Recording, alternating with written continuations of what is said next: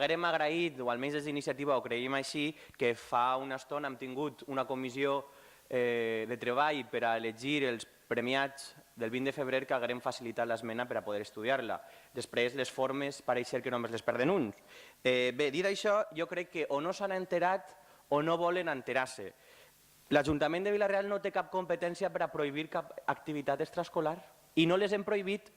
Escolte bé, i li ho dic perquè jo i la regidora d'Educació, la senyora Rosario Royo, vam ser els que vam fer la proposta.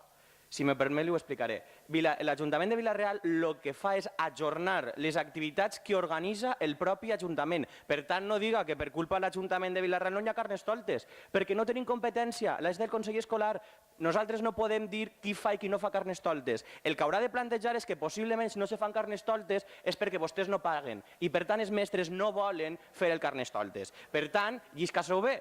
L'Ajuntament de Vila-real no té competències per a poder prohibir absolutament res. El que hem fet és per solidaritat, perquè considerem que tots els xiquets de Vila-real són iguals.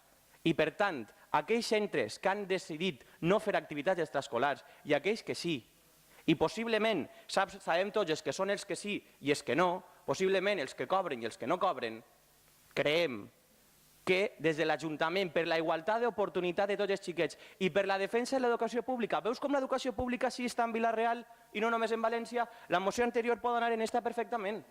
Per la defensa de l'educació pública, l'Ajuntament ha de garantir que tots els xiquets i xiquetes de Vila-real tinguen accés a aquesta educació. I després, mira, des de Cultura, per exemple, on se fan activitats per als xiquets, s'han ajornat per al segon semestre per a veure si vostès són capaços de fer l'entorn que heu fet.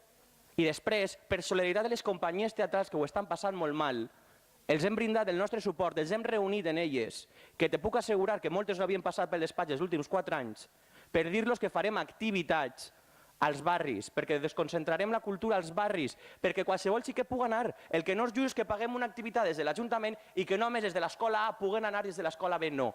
Això estem en contra.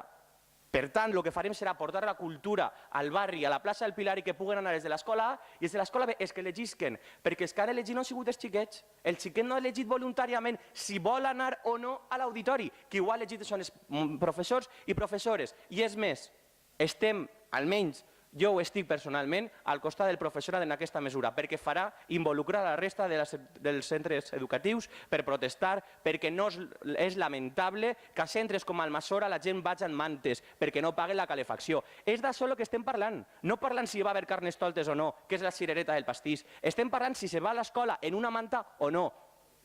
Precari, senyor Folgado, precari. Per tant, no manipule. Jo no puc prohibir un carnaval, faltaria. És competència del Consell Escolar. Vostè va ser regidor d'Educació.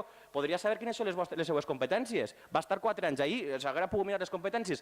No podem prohibir activitats que no organitzem nosaltres. Senyor regidor.